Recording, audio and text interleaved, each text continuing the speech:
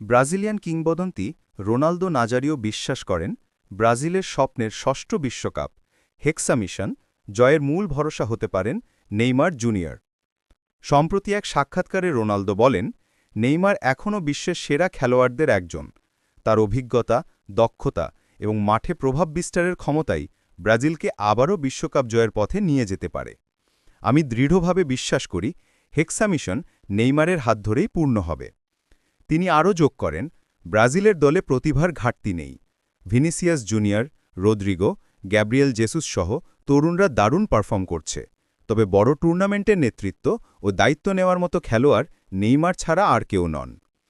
Ronaldo Nazario নিজেই ২০০২ সালের বিশ্বকাপ জয়ে বড় ভূমিকা রেখেছিলেন। সেই ধারাবাহিকতা বজায় রেখে তিনি মনে করেন, নেইমার তার ক্যারিয়ারের সেরা পারফরম্যান্স দেখাতে পারলে ব্রাজিলের স্বপ্নের হেক্সা আর দূরে নয়। সব ধরনের খেলার খবর পেতে সাবস্ক্রাইব করুন। সঙ্গে থাকুন খেলার পাতার।